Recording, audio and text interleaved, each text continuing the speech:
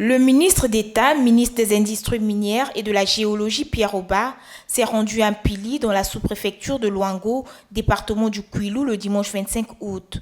Dans cette localité, l'entreprise Luyan des mines Congo poursuit le développement du projet de sel potassique amorcé en 2023. C'est ainsi qu'après la construction, entre autres, du puits principal et du puits auxiliaire, pour le transport du personnel et du matériel, les ouvriers s'attellent actuellement à la construction de l'usine.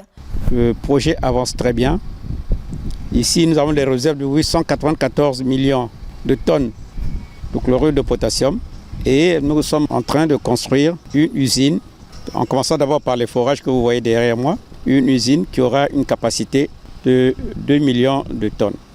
Les populations qui jadis occupaient le site sur lequel se développe ce projet prometteur qui fera du Congo l'un des plus grands pays exportateurs du sel de potasse ont été relogées dans un nouveau village moderne construit par Luyan des mines Congo. Quelques mois après leur installation, le ministre d'État, Pierre Oba, est venu échanger avec elles sur les différents aspects de leur vie quotidienne dans cette nouvelle cité, en présence du député de Louango et du deuxième vice-président de l'Assemblée nationale, Roland Bouiti-Viodo, l'archevêque de Pointe-Noire, Abel Lilouala, sans oublier les autorités locales. Après la prière d'ouverture, dite par l'archevêque de Pointe-Noire, le ministre d'État a justifié la raison de sa présence à Mpili. Je suis venu vous voir et avec le bonheur de voir que le projet avance, parce qu'il y a quand même quelques mois j'étais là, mais par ça j'ai vu qu'il y a encore de nouvelles choses qui ont été faites.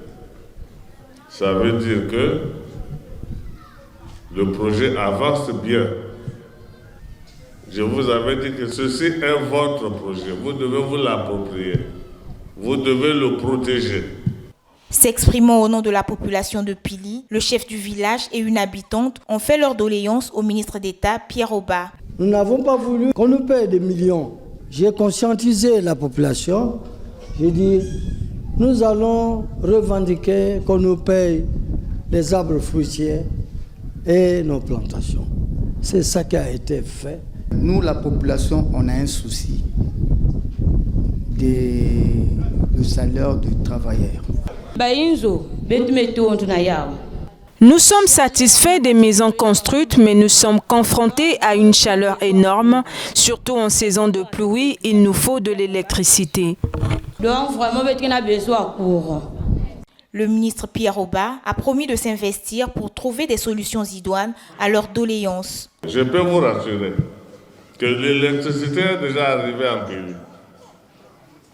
Mais on ne peut pas distribuer l'électricité de haute tension dans les maisons. Ce n'est pas possible. On doit d'abord mettre un transformateur, traiter cette électricité. Vous avez évoqué un autre problème, le problème des salaires. Vous savez, on a nos lois et nos règlements. Les salaires sont régis dans notre pays par des textes. Et là aussi, nous avons commencé à évoquer ces questions avec les partenaires chinois. Nous sommes à une phase un peu spécifique des travaux. Les salaires qu'ils vous ont proposés correspondent dans leur vision au stade actuel des travaux qu'ils mènent. Vous avez raison d'évoquer ce problème. Je ne voudrais pas faire des promesses, mais cependant, nous allons le traiter avec nos partenaires dans le sens aussi d'y apporter des solutions. Le ministre d'État a invité les jeunes de Pili à redoubler de vigilance et surtout à ne pas se relâcher dans le travail. Je vous exhorte à redoubler encore de vigilance. Vous devez continuer à travailler,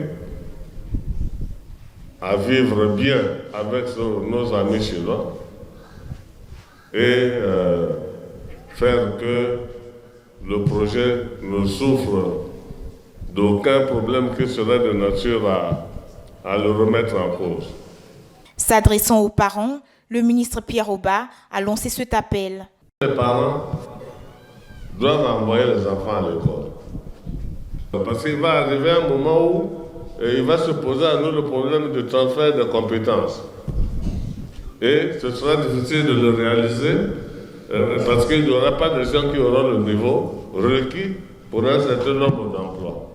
L'archevêque de Pointe-Noire a exhorté la population à la patience. Dieu a-t-il créé le ciel et la terre en un seul jour? Si Dieu a pris 7 jours pour créer, combien à plus forte raison nous les humains? On a besoin de dons. Cette cérémonie a été ponctuée par le rituel des dépositaires du pouvoir ancestral qui ont invoqué les mânes, recommandant la suite du projet. Le ministre d'État, Pierre Auba, a pris congé de ses hôtes en les promettant de revenir à chaque fois que le besoin se fera sentir.